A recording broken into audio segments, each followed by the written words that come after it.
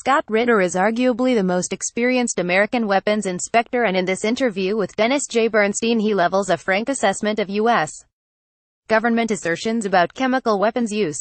By Dennis J. Bernstein. In the 1980s, Scott Ritter was a commissioned officer in the United States Marine Corps, specializing in intelligence. In 1987, Ritter was assigned to the On-Site Inspection Agency, which was put together to go into the Soviet Union and oversee the implementation of the Intermediate Nuclear Forces Treaty. This was the first time that on-site inspection had been used as part of a disarmament verification process. Ritter was one of the groundbreakers in developing on-site inspection techniques and methodologies. With this unique experience behind him, Ritter was asked in 1991, at the end of the Gulf War, to join the United Nations Special Commission, which was tasked by the Security Council to oversee the disarmament of Iraq's weapons of mass destruction. From 1991 to 1998, Ritter served as a chief weapons inspector and led a number of teams into Iraq. According to Ritter, in the following Flashpoints radio interview with Dennis Bernstein conducted on April 23, U.S., British and French claims that the Syrian government used chemical weapons against civilians last month appear to be totally bogus. Dennis Bernstein, you have been speaking out recently about the use of chemical weapons in Syria. Could you outline your case? Scott Ritter, there are a lot of similarities between the Syrian case and the Iraqi case. Both countries possess weapons of mass destruction. Syria had a very large chemical weapons program. In 2013 there was an incident in a suburb of Damascus called Ghouta, the same suburb where the current controversy is taking place. The allegations were that the Syrian government used sarin nerve agent against the civilian population. The Syrian government denied that, but as a result of that incident the international community got together and compelled Syria into signing the Chemical Weapons Convention, declaring the totality of its chemical weapons holdings, and opening itself to be disarmed by inspections of the Organization for the Prohibition of Chemical Weapons. Russia was chosen to be the guarantor of Syria's compliance. The bottom line is that Syria had the weapons but was verified by 2016 as being in 100% compliance. The totality of Syria's chemical weapons program was eliminated. Ritter, they just make it up. At the same time that this disarmament process was taking place, Syria was being engulfed in a civil war which has resulted in a humanitarian crisis. Over 500,000 people have died. It is a war that pits the Syrian government against a variety of anti-regime forces, many of which are Islamic in nature: the Islamic State, al-Nusra, al-Qaeda. Some of these Islamic factions have been in the vicinity of Ghouta since 2012. Earlier this year, the Syrian government initiated an offensive to liberate that area of these factions. It was very heavy fighting. Thousands of civilians were killed, with massive aerial bombardment. Government forces were prevailing, and by April 6 it looked as if the militants were preparing to surrender. Suddenly the allegations come out that there was this chemical weapons attack. It wasn't a massive chemical weapons attack, it was dropping one or two so-called barrel bombs, improvised devices that contained chlorine gas canisters. According to the militants, between 40 and 70 people were killed and up to 500 people were made ill. The United States and other nations picked up on this, saying that this was proof positive that Syria has been lying about its chemical weapons program and that Russia has been behind Syria's retention of chemical weapons. This is the case the U.S. made to launch its missile strike on April 14. There are a lot of problems with this scenario. Again, why would the Syrian government, at the moment of victory, use a pinprick chemical attack with zero military value?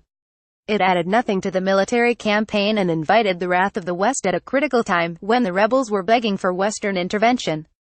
Many, including the Russian government, believe that this was a staged event.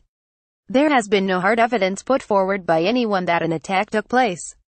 Shortly after allegations of the attack came out, the entire town of Douma was taken over by the Syrian army while the rebels were evacuated.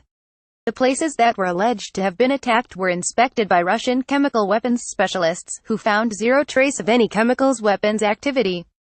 The same inspectors who oversaw the disarmament of Syria were mobilized to return to Syria and do investigation. They were supposed to start their work this past weekend, April 21 to 22. They arrived in Damascus the day after the missile strikes occurred, but they still haven't been out to the sites. The United States, France and Great Britain have all admitted that the only evidence they have used to justify this attack were the photographs and videotape sent to them by the rebel forces. I have great concern about the United States carrying out an attack on a sovereign nation based on no hard evidence. The longer we wait, the longer it takes to get inspectors onto the site, the more claims we are going to get that the Russians have sanitized it. I believe that the last thing the United States wanted was inspectors to get on site and carry out a forensic investigation that would have found that a chemical attack did not in fact take place. DB, it is sort of like cleaning up a police crime scene before you check for evidence. Senior, the United States didn't actually bomb the site that was attacked. They bombed 3 other facilities. One was in the suburbs of Damascus, a major metropolitan area. The generals said that they believed there were quantities of nerve agent there. So, in a building in a densely populated area where we believe nerve agent is stored, what do? We blow it up. If there had in fact been nerve agent there, it would have resulted in hundreds or even thousands of deaths. That fact that nobody died is the clearest evidence yet that there was no nerve agent there. The United States is just winging it, making it up. One of the tragedies is that we can no longer trust our military, our intelligence services, our politicians. They will manufacture whatever narrative they need to justify an action that they deem to be politically expedient. DB, isn't it also the case that there were problems with the allegations concerning Syria using chemical weapons in 2013 and then again in 2015? I believe the New York Times had to retract their 2013 story. Senior, they put out a story about thousands of people dying, claiming that it was definitely done by the Syrian government. It turned out later that the number of deaths was far lower and that the weapon systems used were probably in the possession of the rebels. It was a case of the rebels staging a chemical attack in order to get the world to intervene on their behalf. A similar scenario unfolded last year when the Syrian government dropped 2 or 3 bombs on a village and suddenly there were reports that there was sarin nerve agent and chlorine gas wafting through the village, killing scores of people. Videotapes were taken of dead and dying and suffering people, which prompted Trump to intervene. Inspectors never went to the site. Instead, they relied upon evidence collected by the rebels. As a weapons inspector, I can tell you that chain of custody of any samples that are to be used in the investigation is an absolute. You have to be at the site when it is collected. It has to be certified to be in your possession until the laboratory. Any break in the chain of custody makes that evidence useless for a legitimate investigation. So we have evidence collected by the rebels. They videotaped themselves carrying out the inspection, wearing training suits that would not have protected them at all from chemical weapons. Like almost everything having to do with these rebels, this was a staged event, an act of theater. DB, who has been supporting this particular group of rebels? Senior, on the one hand, we have the actual fighters, the Army of Islam, a Saudi-backed fundamentalist group who are extraordinarily brutal. Embedded within the fighters are a variety of Western-trained and Western-funded NGOs such as the White Helmets and the Syrian American Medical Society. But their primary focus isn't rescue, in the case of the White Helmets, or medical care in the case of the Syrian American Medical Society, but rather anti-regime propaganda. Many of the reports that came out of Doma originated with these 2 NGOs. DB, you mentioned chain of custody. That's what was most ridiculous about sending in inspectors.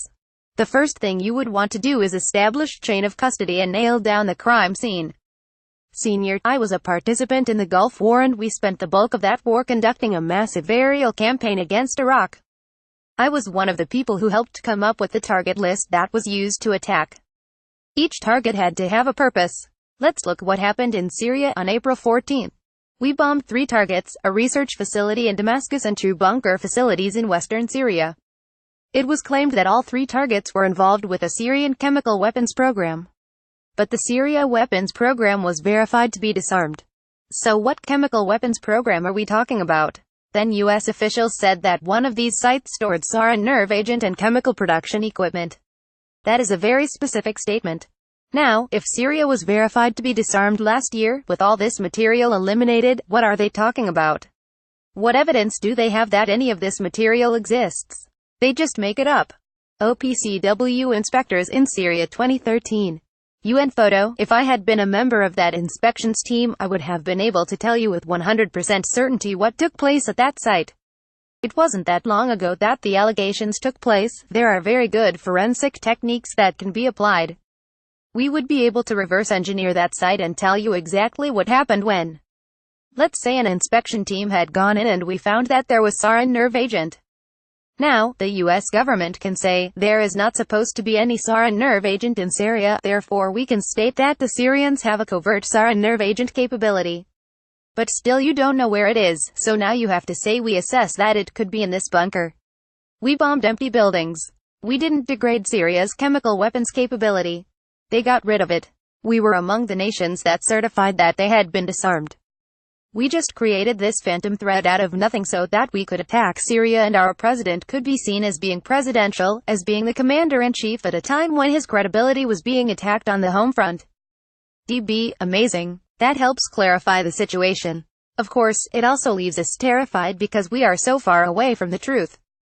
Senior, as an American citizen who happens to be empowered with knowledge about how weapons inspections work, how decisions are made regarding war, I am disillusioned beyond belief. This isn't the first time we have been lied to by the president. But we have been lied to by military officers who are supposed to be above that. 3 top Marine Corps officers stood before the American people and told bald-faced lies about what was going on. We have been lied to by Congress, who are supposed to be the people's representatives who provide a check against executive overreach. And we have been lied to by the corporate media, a bunch of paid mouthpieces who repeat what the government tells them without question. So Donald Trump can say there are chemical weapons in Syria, the generals parrot his words, the Congress nods its head dumbly, and the mass media repeats it over and over again to the American public. DB, are you worried that we might end up in a shooting war with Russia at this point? Senior, a week ago, I was very worried. If I am going to give kudos to Jim Mattis, it will be because he took the desire of Trump and Bolton to create a major crisis with Russia over the allegations of Syrian chemical weapons use and was able to water that down into putting on a show for the American people. We warned the Russians in advance, there were no casualties, we blew up 3 empty buildings. We spent $250 million of taxpayer money and we got to pat ourselves on the back and tell everybody how great we are. But we avoided a needless confrontation with the Russians and I am a lot calmer today about the potential of a shooting war with Russia than I was a week ago. Dennis J. Bernstein is a host of Flashpoints on the Pacifica Radio Network and the author of Special Ed, Voices from a Hidden Classroom. You can access the audio of this interview and the audio archives at www.flashpoints.net.